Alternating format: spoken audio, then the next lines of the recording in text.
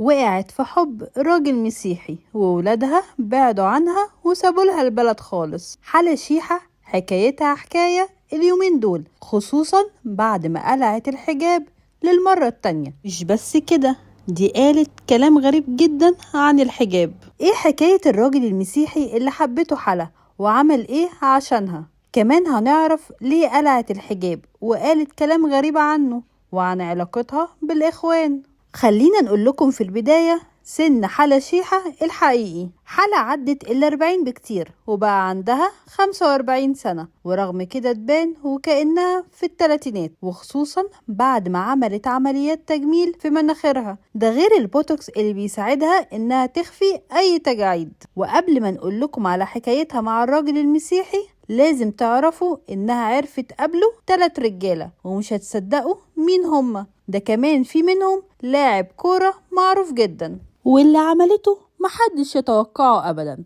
حلا كان مكتوب كتابها من الفنان هاني عادل، وقبل الفرح بكام يوم اختفت وقفلت تليفونها، مع انهم كانوا حاجزين القاعة. وفضل يدور عليها، بس هي ما ظهرتش غير بعد ميعاد الفرح عشان تقوله طلقني وانا مش مكملة معاك. الغريب بقى انها عملت نفس الحركة تقريبا مع لاعب الاسكواش احمد برادة، بس قبل الخطوبة بيومين اختفت فجأة، ولما ظهرت قالت له انا مش هكمل معاك، وتصرفها ده كان من غير سبب. تصدقوا ان قبل احمد برادة وهاني عادل حلا شيحة سابت عماد متعب وخلعت منه قبل اي ارتباط رسمي، وطبعا كانت وقتها حديث الصحف والوسط الفني. امال ايه حكاية الراجل المسيحي اللي حبته حلا؟ ستيفن ده اسم الراجل اللي قابلته حلا وهو معاه الجنسيتين، الكندية والإيطالية. وحلا حبته قبل ما ترتبط بكل الرجالة اللي اتكلمنا عنهم،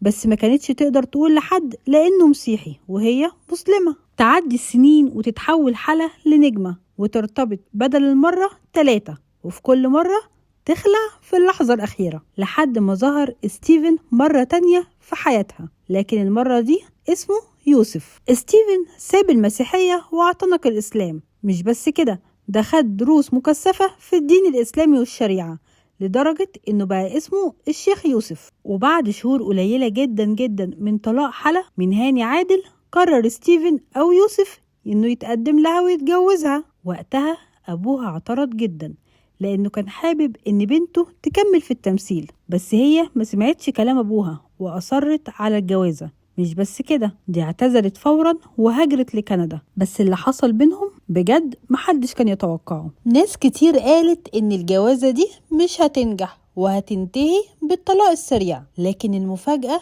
إن الجوازة كملت وحلا خلفت منه 4 أطفال كمان. مش بس كده، دي بدل ما تلبس الحجاب قررت تلبس النقاب لفترة طويلة جدا، وبعد 12 سنة فاجأت حلا الكل إنها قلعت النقاب واتطلقت ورجعت مصر. حلا قالت كلام غريب جدا بعد ما رجعت. قالت إنها كانت شبه مخطوفة الفترة دي، ورغم إنه حب حياتها وخلفت منه 4 أطفال، بس هي ندمانة إنها بعدت عن الفن وعن مصر. وقالت إن الحجاب مش دليل على الإيمان والتدين، وإن في حاجات أهم منه بتخليها تقرب من ربنا. والمفاجأة إن ولادها بعدوا عنها وبيكملوا حياتهم في كندا، وهي بقى قررت تفضل في مصر عشان الفن والتمثيل. ايه رأيكم في تصرفات حلا شيحة؟ شاركونا بالتعليقات.